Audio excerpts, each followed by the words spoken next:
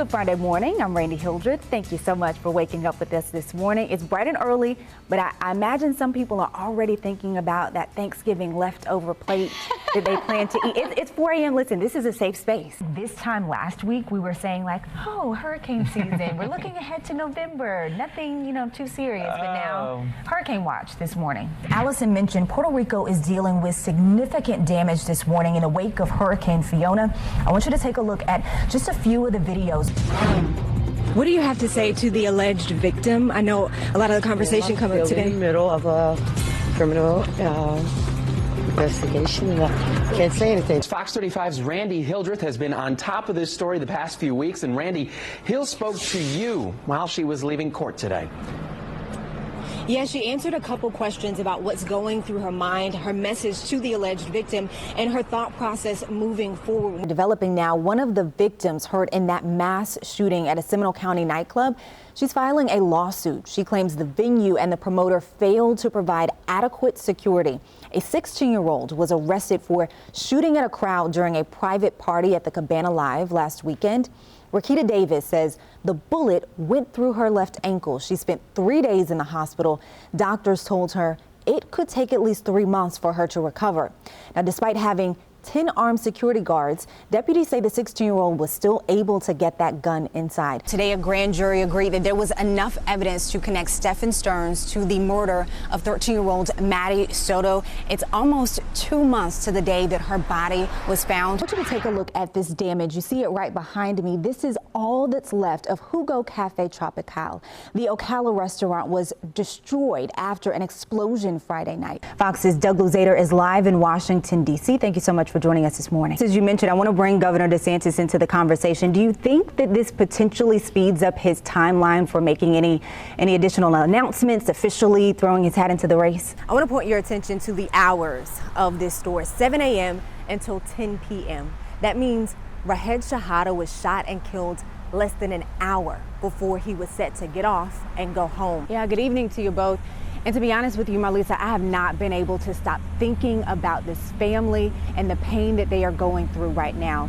Some good news is now Leesburg police believe they are closer to getting justice for this family because they know who they are looking for. Welcome back. New details now. 2 teenagers from Florida caught on camera. You see it here, dumping trash in the ocean. They've turned themselves in. The video upset a lot of people and it went viral this week. FWC says the 15 and 16-year-olds surrendered to the Palm Beach Juvenile Detention Center. They face charges of pollution to cause harm, which is a 3rd-degree felony. My wingspan 5 feet. So the gator is double the size of my arm. So 10-foot gator, double the size of what you see. We are following breaking news. SpaceX is preparing to send up a rocket from Cape Canaveral. The Falcon 9 will carry another batch of Starlink internet satellites into orbit. Let's go ahead and start listening now. 10 out of 10 for me. It's so beautiful to watch this. I think it's so special to see it at 4:30, dark and early in the morning, because the launch just illuminates the skies. Welcome back. Take a look at this caught on camera moment.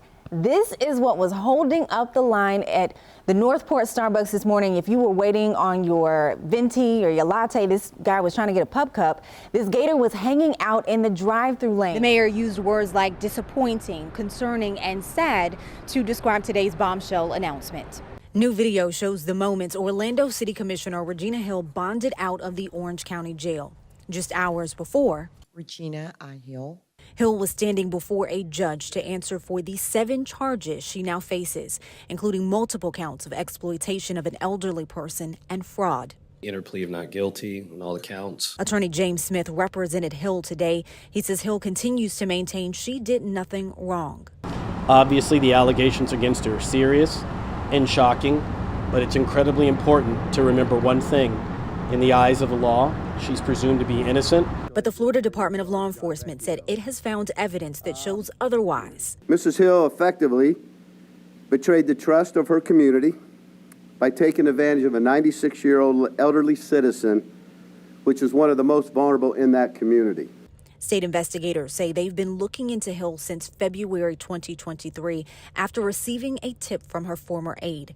Investigators say through witness interviews and a review of financial documents, they found Hill established power of attorney over a 96-year-old woman who she met in her district, allegedly bought a home with the woman listed as a co-owner without her approval, and allegedly spent over $100,000 of the victim's money on things like a facelift, a New Year's Eve vacation in Miami, and spending money on home repairs. Hill moved into a vacant home that the victim had inherited from her family and then used the victim's personal finances to pay for renovations on that home, while the victim's primary residence where she lived remained in disrepair. Investigators say the alleged acts date back to 2021.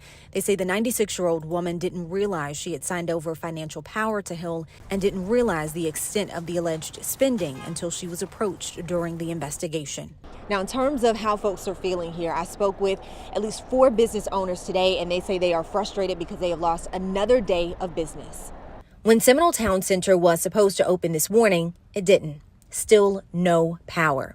10 a.m. rolled into 11 a.m., into noon, into 1 p.m., and on into 2 p.m. Still dark. Nobody knows what's happening. Small business owners like Richard Mason are in the worst kind of waiting game because dollars are on the line. His store, Dear Universe, inside the mall was forced to close for a second day. How much do you estimate you lost in business? Probably about $1,000 at least. He says the business owners haven't heard from the mall's property owner. Hi, Mike. My name is Randi Hildreth. I'm a reporter with Fox. And our calls weren't answered or returned today either. Florida Power and Light shut the power off Thursday. They say the mall's owner was behind on bills. They wouldn't confirm by how much or if it'd been paid by late Friday, but in a statement said in part, quote, while FPL doesn't take lightly the decision to turn off anyone's power, we must treat all customers fairly, given unpaid electric bills are ultimately paid for by all our customers in the form of higher rates. Now, this isn't the first time late payments and the mall's name have shared a headline. Last summer, Seminole County said the town center owed close to $1 million in unpaid property taxes. Some business owners say they're nervous to think they may have to close over the weekend, and they're frustrated wondering what happened to the money they paid to rent their shops. Every month, on time, I'm paying you the rent. And you give me the space, but yet I can't get into my space for now 2 days because you took our money and I don't know what you did with it, but I paid you. City leaders say they plan to meet with the owners next week in Miami to continue discussions. Seminole County leaders also said that they plan to work with the city of Sanford to help tenants who have been impacted.